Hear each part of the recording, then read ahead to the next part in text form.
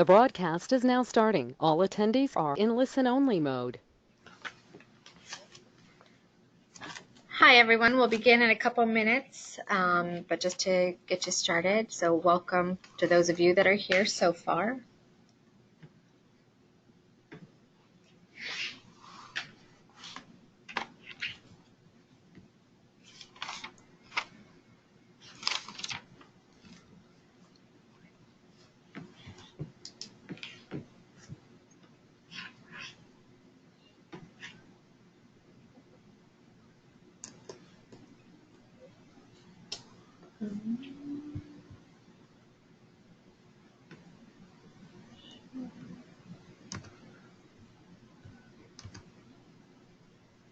Oh, there we go. Okay.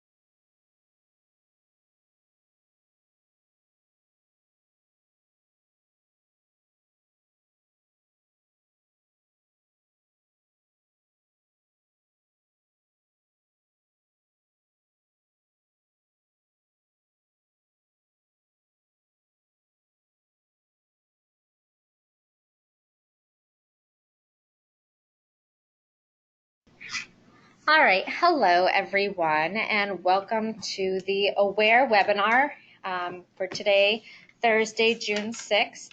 Again, AWARE is our ACICS webinar announcing, relating, and explaining all of those wonderful pieces in the memorandum to the field that goes out after each council meeting.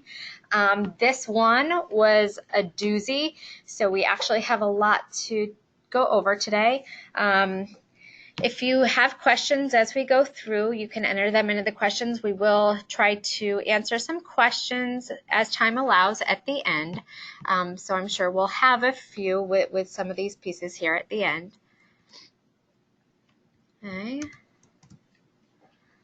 Okay. I am Carly Ziegler. Hopefully a lot of you know my voice by now. I've done a couple of these so far. I work a lot with our policy, and then Miss Michelle Edwards, she'll be here for a little bit with us. She's got one or two other things going on here as well, but we'll be presenting the information for you today. Okay. So Nif, usually we like to do a little welcome. Let me see if I can get her on here for you, Michelle. Or Yep, I'm good. Can you hear me? Yes. Okay, sorry, Michelle's at a different location right now, so we're just plugging her in here. So Michelle, do you want to provide a welcome? Sure. Thank you, Carly. Hello, everyone. I apologize. I'm on the road, and if my signal goes in and out, Carly will just cut me off. But I wanted to be sure to say hello and provide you an update on our application to CHIA for re-recognition.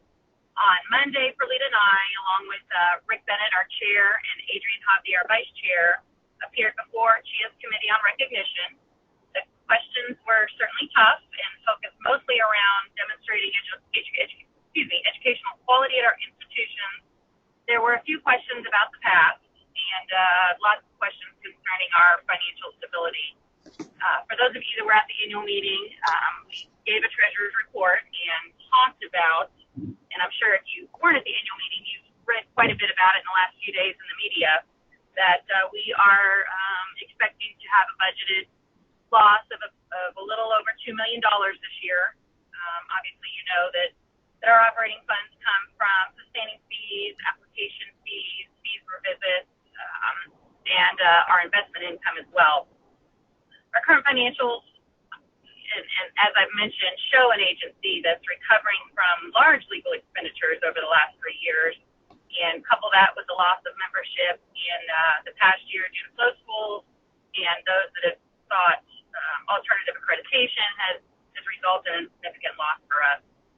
We've been cutting expenses, including our facilities, and those of you that are not aware, we're moving as of July 1st, which will realize about a 50% savings on our annual rent. Also, at our recent meeting, the Board of Directors approved our budget for FY 2020, and that will also have an anticipated loss, which we believe in the next 2 to 3 years, with cost-cutting measures as well as increasing our membership, we'll be able to meet that break-even point. To CHIA, we provided documentation, evidence in our application narrative, and well over 90 exhibits that we believe demonstrate compliance with their standards. Their process is very lengthy, and we don't anticipate hearing any feedback or recommendations until at least November of 2019. I believe the final decision is slated to come out in January of 2020. I certainly will share information with you guys as it becomes available, and I hope I didn't cut out, and I'll turn it back over to Carly. As she mentioned, the memo was a doozy, and there's quite a bit of information to cover. So I'll be on here if there's any questions when we get to that part of the program today. So thanks, guys. Thank you, Rochelle. Loud and clear. Heard every piece of that. Thanks for the update. All right, we're going to dig right in. Starting off, again, this was a rather large memo, comparatively speaking, to the last few. First, we do have a few final criteria that went out. Those were finalized because they were bylaw changes, which do not go out as proposed. All of the other revisions to the criteria are going out as proposed. And again, we do that to elicit feedback from all of you. That feedback is absolutely necessary when council makes their decisions on whether to accept those revisions as final at their next meeting. And then the last piece, we have a few informative items to update you on as well.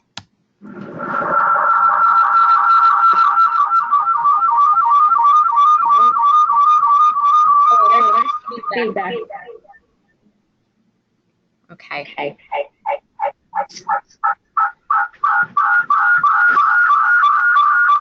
Oh, there we go. I think we got that fixed. It wouldn't be a webinar if we didn't have a little bit of that going on. All right, so let's start looking at the final criteria revisions. And again, these were just changes to the bylaws. These were relative to the Ethics Review Committee, designated delegates, and provisions for board member resignation or removal. The first one, and again, if you're following along in your memo, all of these are in order as they are in the memo. The first one was the Ethics Review Committee, previously known as Board of Ethics. The changes to the language here kind of broaden the scope of that committee to just include in the language that continuous review of ethical practices among the council, the staff, and all of its institutions. along with the provision in there that this will meet at least annually to do their review. So not just on an as-needed basis, but we'll conduct an annual review as well. Okay. And the next one, this was due to the language being removed previously, along with revisions in another section of the bylaws. And that is the explanation of a designated delegate for each institution. We've still been collecting those and identifying who the designated delegates are. However, it was just realized that this language was inadvertently removed. So it has been added back into the bylaws under a different section where it fits better, and relative to, I believe, a quorum where a designated delegate would use a vote in that instance as well. So this was needed to be put back in there, and again, it was just added to a section where it really makes more sense. Okay. Okay, and then lastly, as far as final revisions, this was board member resignation. So under this one, there were some changes to as what constitutes the necessity for a board member to tender their resignation. Okay, so that would be section 4 of this Article 4. And then additionally, some of those items were taken and added to section 5, which would require automatic removal of the board member. So this is to avoid conflicts of interest or obviously serious issues or circumstances that do not allow them to fulfill their duties on the board. So most of it's repositioning, removing some from resignation to automatic removal, and then there was one addition that would require a tendering of resignation, and that's any adverse information resulting from an investigation by a federal, state, or other regulatory agency. So again, those were the final criteria changes that went out as final in the memo. Effective, a couple of those, as you may have seen on the slides there, were effective in February. Those were after the February policy meeting, and then one that was effective immediately following the April council meeting. All right, now we move on to the fun part, all those proposed criteria changes that hopefully trigger you to want to respond and provide your valuable feedback. Okay, we've got quite a few to include a whole gamut from some minimum eligibility requirement revisions, and those are particularly involving in looking at and reviewing some international institutions, change of control, change of ownership, a removal of some outdated language, particularly self-paced, competency-based, assessment of student learning outcomes, a little bit of a change to the retention compliance standard, addition of grounds for revocation, when an institution can restart a program that was taught out, whether it's voluntarily or council directed, new provisions that are for programs less than 300 hours. I think that's a big one that you'll want to consider how that affects your institution, particularly if you do offer those programs. Accreditation workshop attendance, who is required to attend that, clarification on language regarding academic advising and financial counseling, the attestation of high school graduation for admissions purposes, ability to benefit criteria, maximum time frame specifically for program actions. So again, those actions taken by the council at the program level, program specializations, which we've started to see more of, foreign transcript evaluations, and and particularly the organizations that do those evaluations. And then one that has come up quite a bit over the past couple of visit cycles in council meetings, and that's particularly that follow-up studies on graduates. All right, so moving along. Minimum eligibility requirements, that first one.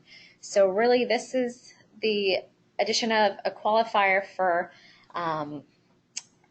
international institutions where we've run into there is no state authorization, no ministry authorization or anything like that. In some countries, they don't have that oversight body. So we're proposing an added provision which would allow for an institution to apply for initial accreditation. However, they would have to go through a rigorous process to and prove acceptance and recognition within their country as a reputable institution. And there will be procedures in place for that. There was the addition of a piece for an institution must demonstrate financial stability as part of the initial application process. This has always been a procedural piece of the initial application process. However, now the proposed language just adds it as criteria. And then also a clarification that these eligibility requirements must be continually met. So they're not just ones that you must meet to apply for accreditation, but the intent has always been implied that these must be continually met for an institution to remain eligible for accreditation. Okay, the next piece is the change of ownership, change of control. Okay, so these have previously been kind of used in conjunction with one another, but however, the language has been tweaked and added and removed, if you will, to clarify and provide some distinction between the two. You'll see that now there's change of control has kind of been spliced out and separately identified for each type of company. There's also the addition of some language in there that recognizes, so legally recognized marriages or partnerships, as well as closely related family groups. Those would be considered a single entity for these purposes. And then the other change on that was for nonprofits, that now a change of 50% or more in the voting members would constitute a change of control over a 24-month period, versus previously it was any change of over 50% in only a 12-month period. Okay, so now over 2 years, if there's been more than a 50% change in the voting members, it would be considered a change of control. Okay. All right, next one, this is pretty cut and dry. Basically, language relative to self-paced and competency-based has all been, is the proposal here is to remove all of that language from the criteria. Through research, we found that that more research and demonstration needs to be conducted. We need to develop this more before we can really start reviewing these programs. And we don't have any of these programs currently, so the decision was to go ahead and remove this at this point until we conduct further research and development to feel confident that we've got appropriate standards for these areas. Okay, the next one were changes for the assessment of student learning outcomes. Really, this started just to clarify that it's more as far as the CEP and whatnot. We're looking at the assessment of student learning outcomes and the evaluation of those assessments. So clarification was added to that, as well as just tweaking a little bit of the language as far as the other elements. in Appendix K there. And then the other main revision to that would be changes in the glossary to better clarify direct versus indirect assessments. Because as I'm sure you're well aware, the assessment of student learning outcomes must include direct assessments, but may also include those indirect as well, which are also included as part of the other CEP elements.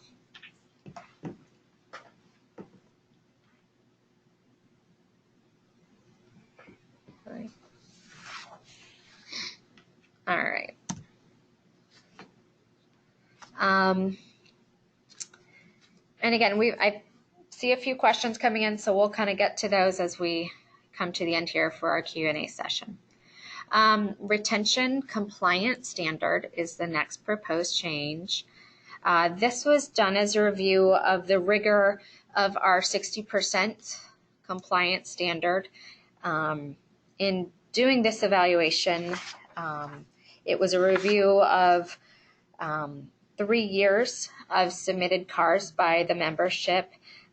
It was a look of the National Center for Education Statistics, the IPEDS, and then also looking at other agencies as well. So kind of a whole compilation of different areas that were researched. And we found that based on the performance of our own institutions, performance nationally, and aligned with what other accrediting agencies are doing, that the standard of 60% as a compliance standard and at 70% for benchmark were still appropriate, and still the majority of our institutions were performing at that or better.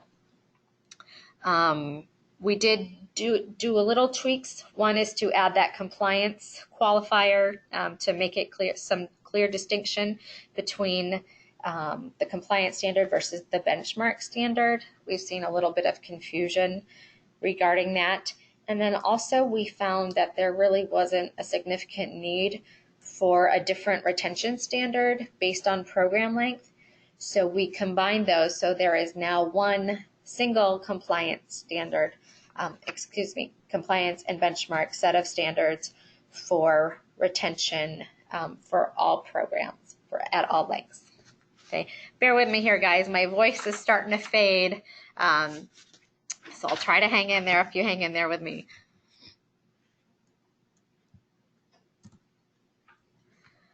All right, the next item up for review here, and it's additional causes of revocation, but really there's just one additional, and that is a revocation due to an institution's due to an institution's renewal of accreditation being denied.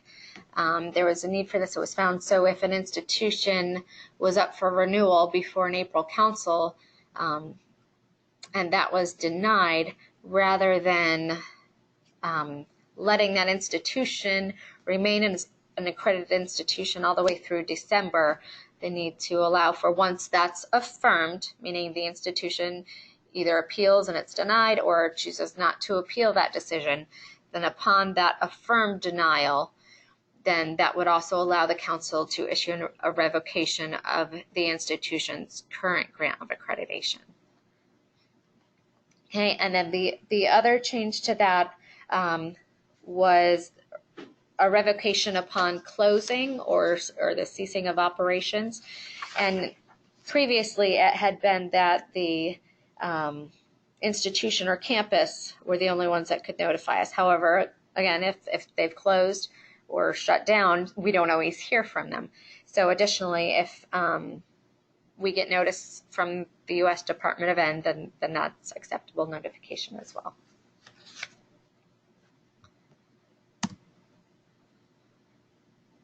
Okay, the next one, this was taught out programs restarts. So we started getting some inquiries regarding programs that had been taught out, and if an institution or a campus wanted to restart or start a new program or restart the program, they found that, based on their market research, there was again a need for that program. When could that be restarted? So some language was added there under the termination of programs, just to provide some guidance to the membership. And basically, for a program that was voluntarily taught out, they can restart the program at any time. They just have to go through the new program application process. Versus if a program was underperforming and it was a council-directed teach-out, then they must first get approval to restart that program, and that can be done no sooner than completion of the teach-out.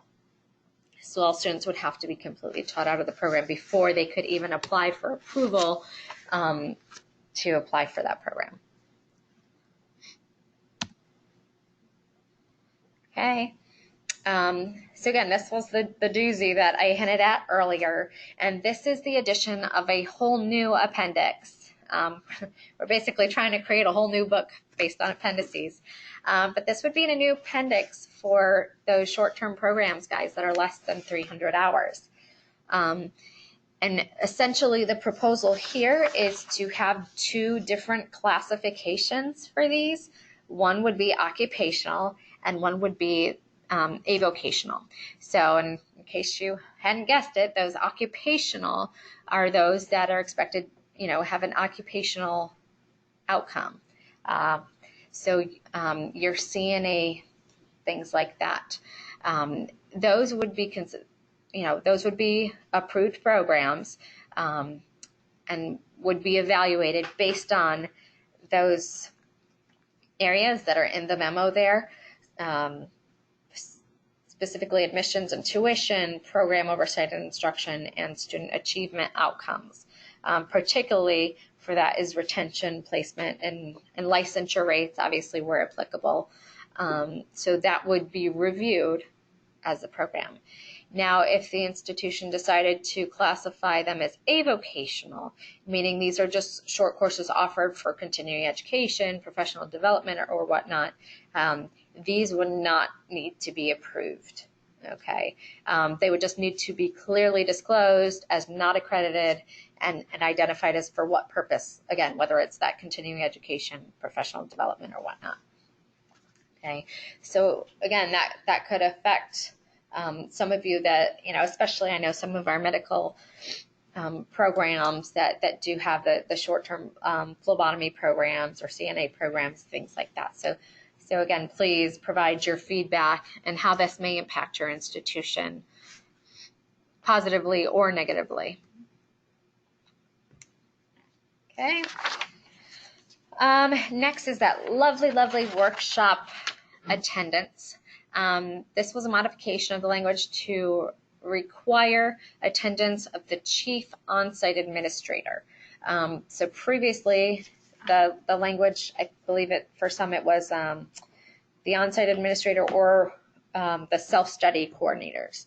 Well, scrap that. It's definitely the chief on-site administrator needs to attend that workshop so they know what the expectations are and the procedures for that. It definitely benefits the institution to have that person there.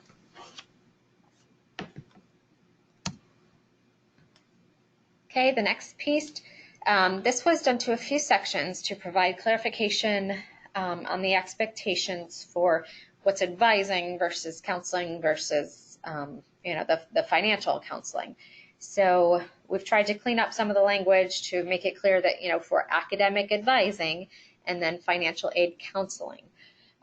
We've also removed kind of that expectation that there's a staff that's qualified to do personal advising or counseling. Rather, the expectation is that maybe there's not necessarily somebody on staff there, but somebody that can make appropriate referrals to their students if they are in need of personal services or advising, things like that. Obviously, that to have it comes into question, what is a person experienced in personal advising qualifying. So again, that's been removed. Again, it's not that we don't have the expectation that the institution will be able to guide students to those services. But again, it's just been taking out that they're required to have somebody on staff experienced in that area.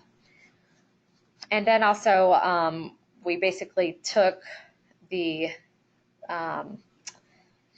student loan repayment counseling, we took it out of the student services and put it under the administration of student financial aid, where it's more appropriately fits, I guess. Okay. The next one, this again is pretty cut and dry. This is under the record keeping area, and that's basically the removal which allowed for a signed statement as acceptable documentation of high school graduation to allow for the admission of students. So this is no longer going to be accepted. In several states, this is not acceptable. So for admissions, an institution must attain a transcript or high school diploma to evidence to evidence graduation from high school.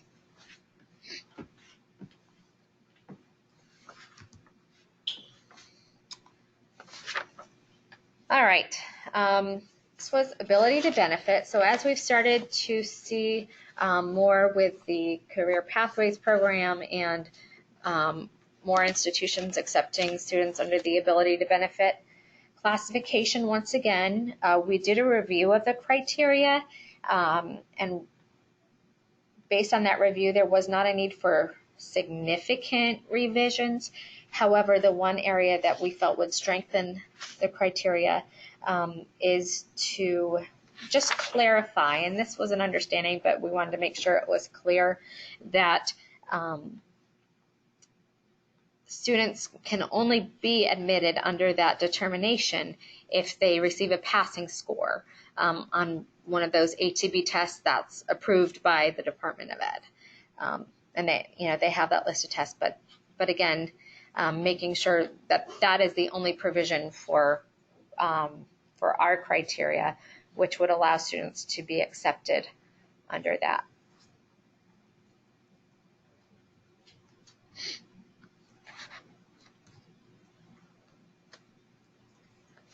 All right, and the next one, maximum time frame.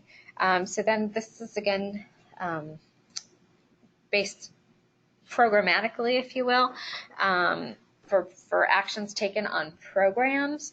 There was a need, so previously it had followed the maximum time frame language that was in there for institution level. But language has just been added which mirrors that at the campus level, and basically just for each program. So it's not necessarily the longest program at the campus, but if it's a program action on a specific program, then the maximum time frame would be based on that program's length. So again, the language just mirrors that. That was there for campus level as well.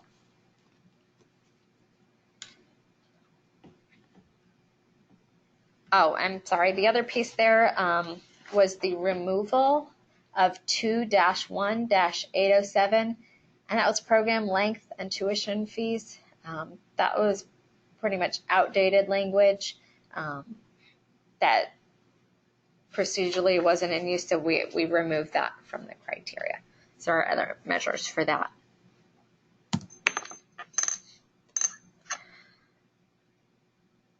Okay, the next piece, program specializations. So as I mentioned before, this is an area where we've seen more of this come about. Some programs that, not only have their subject of study, but will also have some various specializations within that program, business programs with specializations in IT or finance, etc. So the proposal is to add language which would, put some qualifiers around that, or quantifiers really, to a number of hours required to identify it as a specialization, as well as the disclosure piece.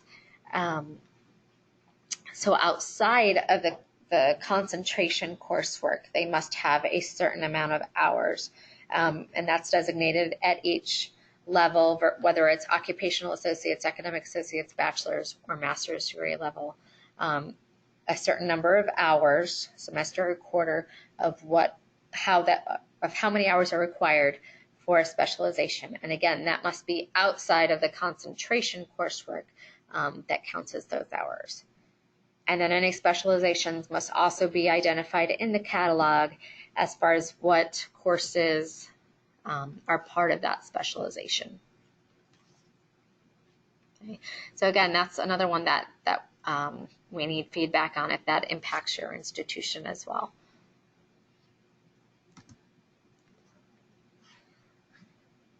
Okay, moving right along. The next one is foreign transcript evaluations. This came about, we found that ACRO has kind of morphed. Again, that's the American Association of Collegiate Registrars and Admissions Officers, but they are now a membership organization where anybody can really, become a member. So for somebody to just sign up and become a member, that doesn't necessarily qualify them to evaluate transcripts for equivalency.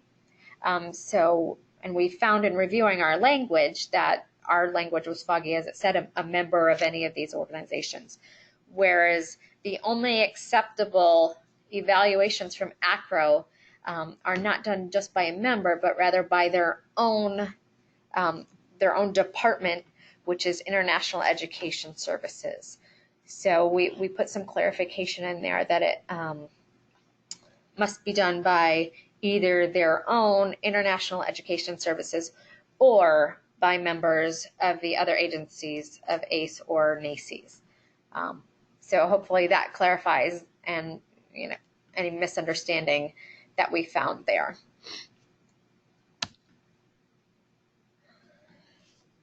All right, and this is the last one. This has been a hot button topic, like I said, for the past couple cycles, it seems. So there was definitely a need for some clarification and cleanup in regards to follow-up studies on graduates. Previously, it was follow-up studies on graduate satisfaction, and we found that it was often being confused with or combined with graduate satisfaction studies done as part of the CEP. So in discussions as to what the council really felt these follow-up studies were, what the value of these were, what they were to provide, and what the intent of these were, they've proposed some language, some cleanup, and some clarification. So to start, the language was removed from student services. So I'm sure a lot of you are happy about that. But then I anticipate a few moans on the background there. Its language has been added to the CEP section, so Appendix K there. But hopefully this will calm your nerves a little bit. It's not necessarily a new element. Rather, it's the requirement that the institution is doing additional or follow-up studies based on trends or patterns that emerge through processes they already have in place as part of their CEP.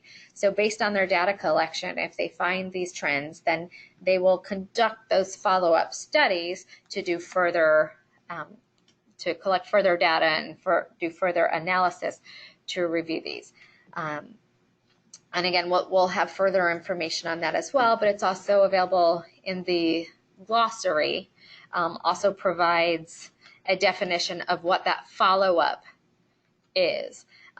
So you can look in the glossary for that as well. And then also added was the stipulation that these are conducted at least annually, again, as part of that CEP process. Okay.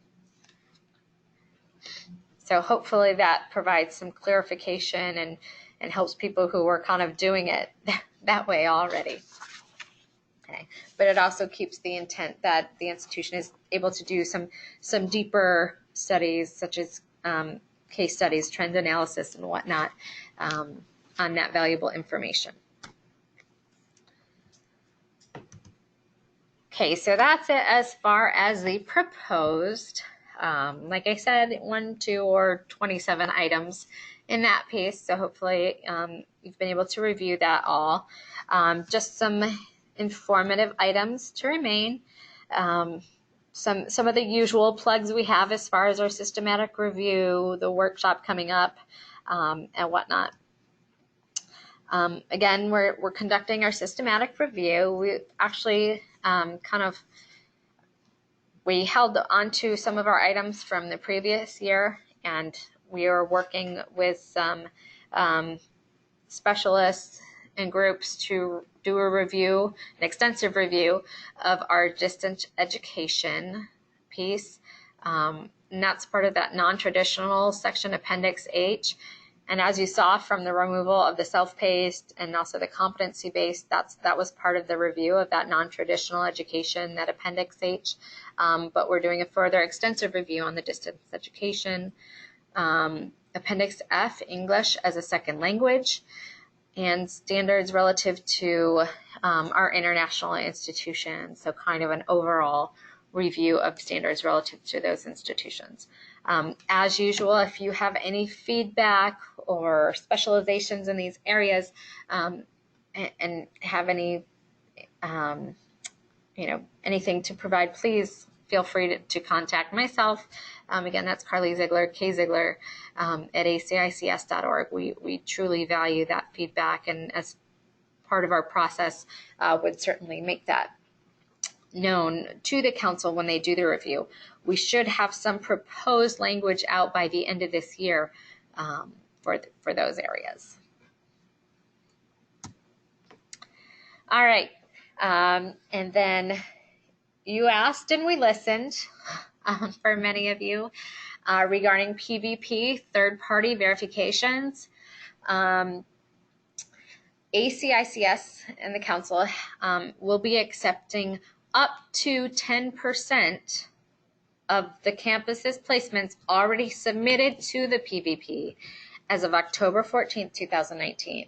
So basically what this thing is will allow for a certain amount of the institution's placements which they haven't got responses for, will allow the institution to submit third-party verifications for those prior to the close of the 2018 CAR. So these will, a couple things though regarding that is these will only be accepted by the third-party verifier, which is the work number or Equifax. We found that that's one of the most reputable, the most widely used among our institutions, among our employers. And then also, because of third-party verifications, these will only be accepted as for placements classified as placed by title. So those with that classification, placed by skills or placed by benefit, a third-party verification would not provide those skills, and it certainly would not provide that attestation of the benefit they received. So these can only be accepted, again, for placements classified as placed by title. They can only be completed by the work number verifier, and only for a cap of 10% of the institution's placements submitted for that, essentially that CAR. Okay, and that, again, that number will be calculated on October 14th, 2019, after which the institution will be allowed to submit those verifications within that 2-week window before the CAR closes. Okay. But again, don't wait till the last minute because once that is open for you, you'll want to start submitting those as soon as possible. Okay, and we'll have more information to come. Certainly, obviously, this is a pretty big piece, so we'll have updates on this to come, especially as we near the closing of the 2018 CAR year. The termination of doctoral programs, again, all teach-outs are to be completed by December 31st of this year, and after that date, ACICS will go ahead and will remove all of the criteria relative to the doctoral programs.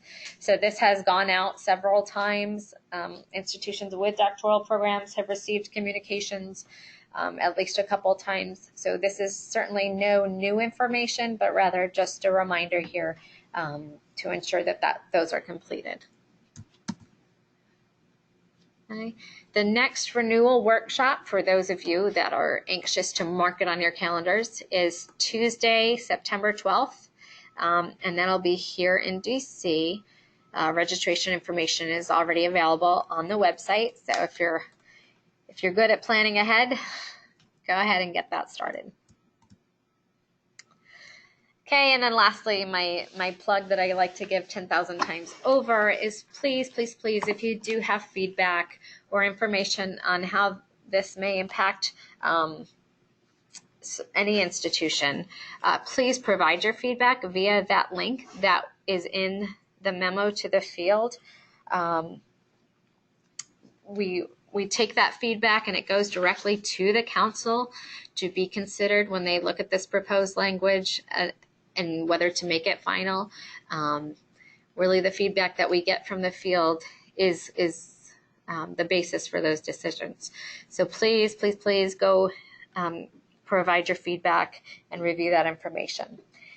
And then the last thing I will say that isn't in the presentation here, but was in your memo to the field, especially if you like to send us love letters and whatnot, please take note of our new address. As of July 1st, we will be at 1350 I Street Northwest, Suite 560. But don't worry, still here in sunny Washington, D.C. sometimes. Okay? All right, so we'll go ahead and open it up for some questions. So just give us a minute as we pull some up here.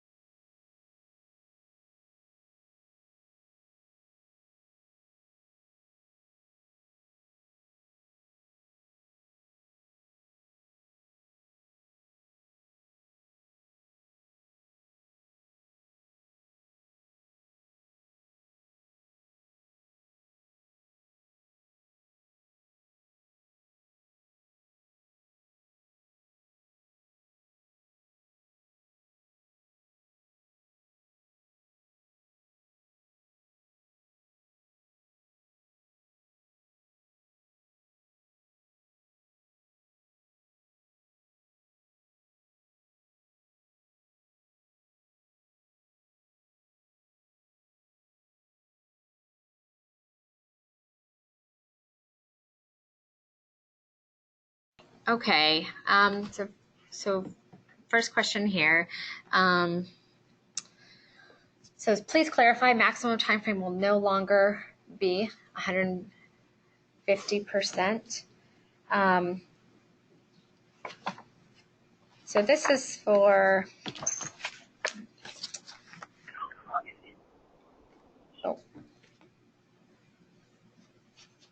okay, just making sure we didn't have that feedback.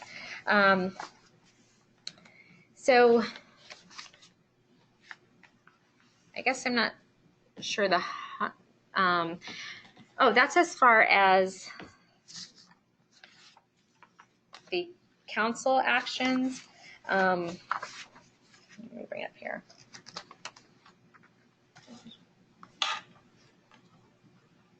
Okay, this is for, yeah. That's when council is considering an action, but that's the time frame that it may not exceed. So again, those campus level ones, those have always been. And again, it's 12 months for any program less than a year. It's been 18 months if the program is between 1 and 2 years, and then 2 years if it's more than 2 years in length.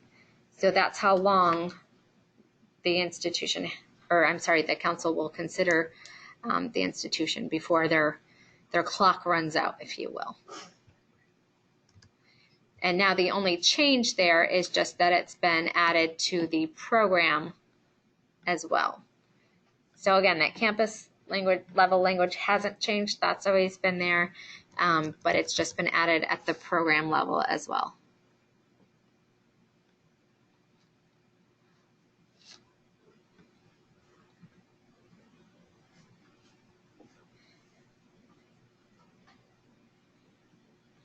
So there's a question for the follow-up of graduates and their employment.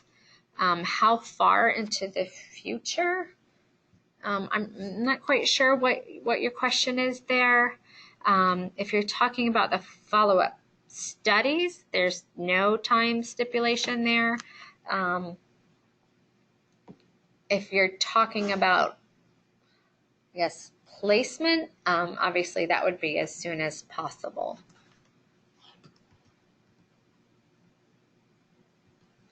And then another question, is third-party verification for placements exclusively used for those with no response or for rejected placements?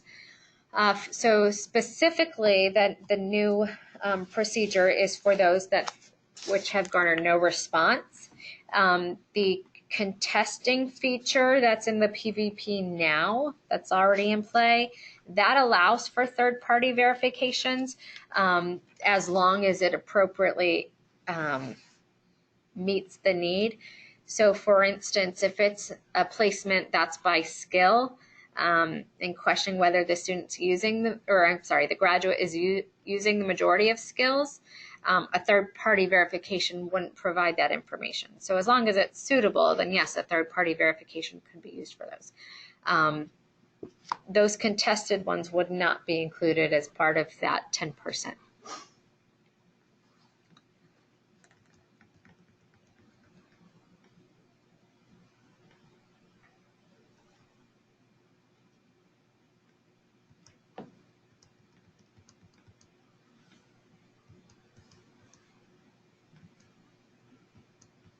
Okay, one question, what does a school have to do to get their 300-hour programs approved? How long do they have to get that completed before they are out of compliance? So again, once that goes out as final, because again, based on feedback, there may be changes to that criteria. So once it goes out as final, it would have the published date, but then it would also have the effective date. That would certainly provide an appropriate timeline for institutions to get their programs approved and come into compliance. Usually it's about a year out, and there would be an approval process for those programs, probably similar, but not, but probably smaller in scale as a program approval process. And again, I can't provide that exact information because that would not be out until it's finalized.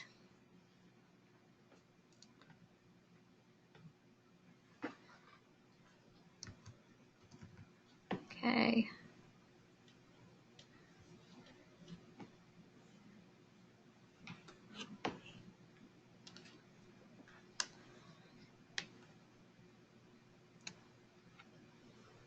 Okay, so a question about additional information about follow-up studies. There's a question, would an analysis of feedback from PACS be acceptable, or other examples?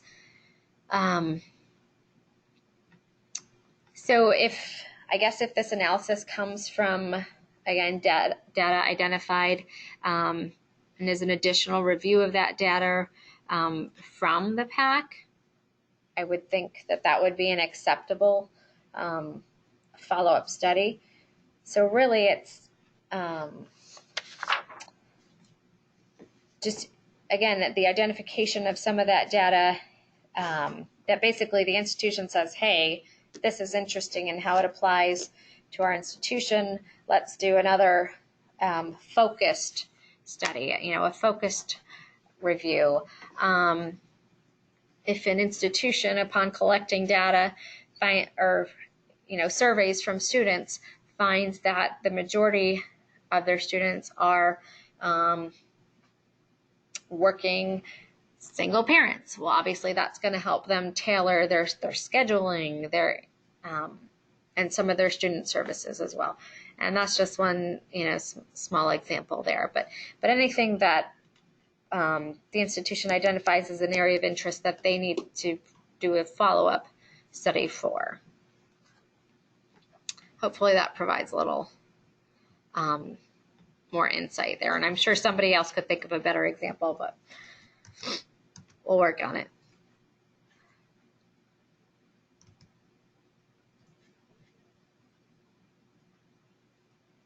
Okay, and then there's a question on direct versus indirect assessment.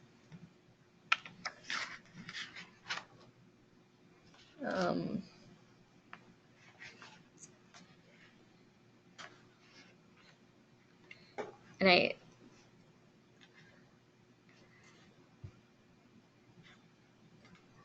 sorry, I'm just trying to read the question here.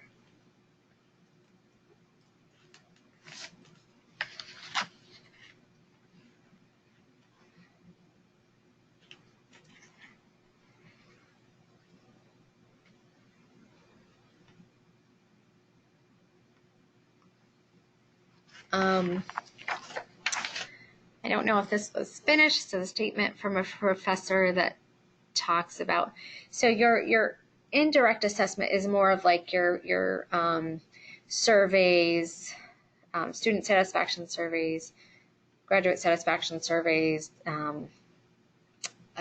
instructor surveys, and whatnot.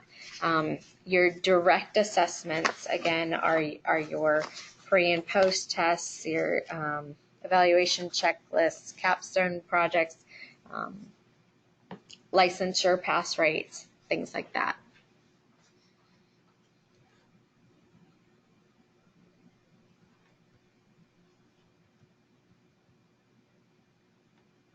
Okay.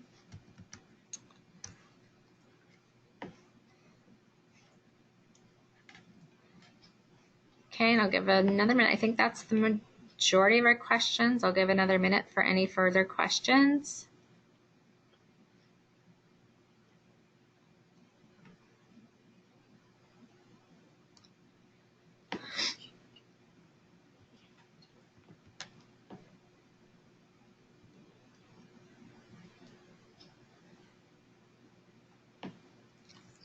Okay, another question. How long will attestations be allowed? I'm assuming this is in relation to the proposed criteria that would no longer accept student attestations. Obviously, if this provision were to become final, students admitted after that date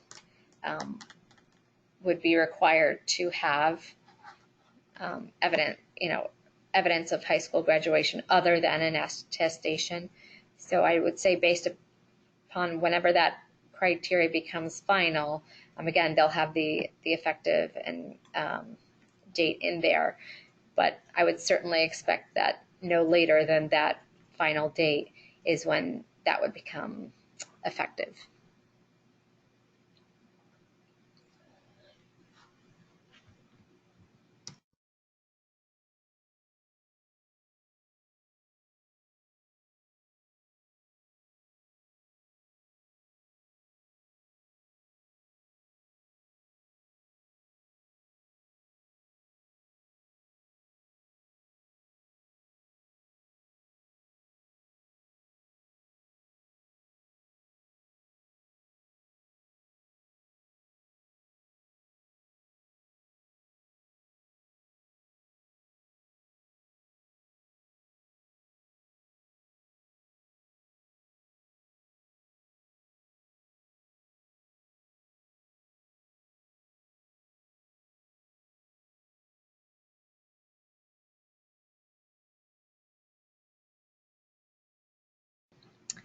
Okay, there's a question based on the CEP. For the CEP, we have graduate survey timeframe of 30 days and within 60 days. I don't see the employer survey timeframe. So yes, so for graduate satisfaction, it does say should be evaluated no sooner than 30 days, obviously to allow the graduate that time to see how their program has impacted their employment, and then within 6 months, I believe is the actual time frame. And that is for graduates. There is no set time frame for employer satisfaction. However, it does say it should be determined and reported at least twice a year.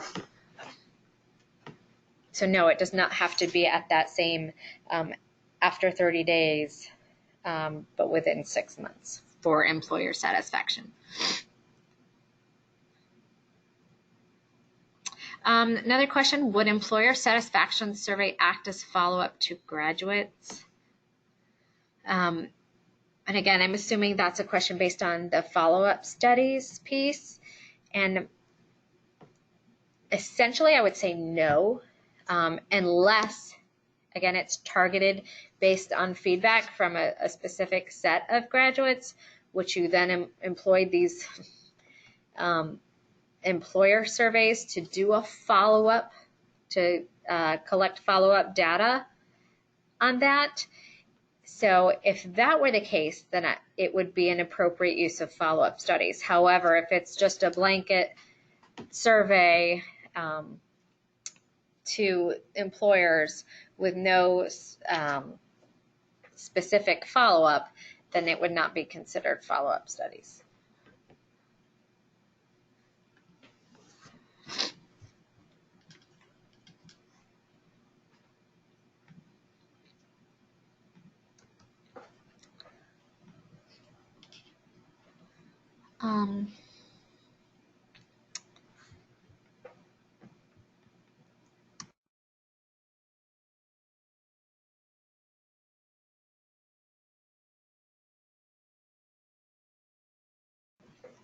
Okay, another question.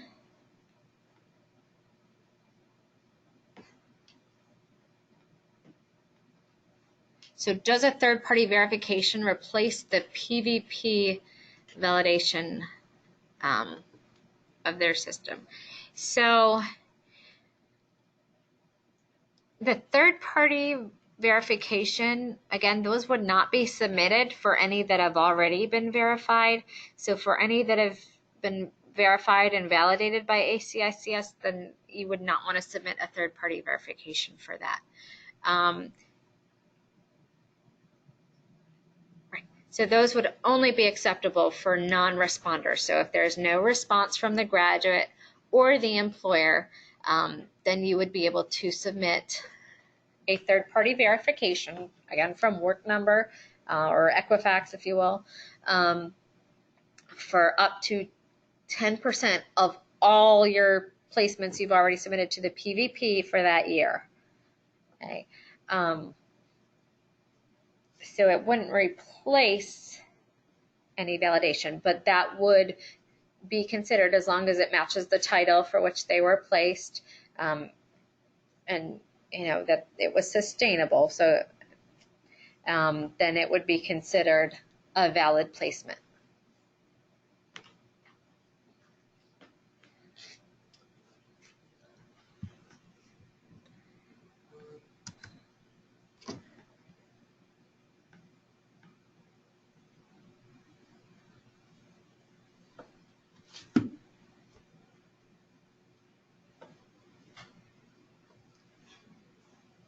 Okay. So that was our question so far. Again, I'll leave 1 more minute. We keep getting a few trickle in here. You guys are doing great with the questions today.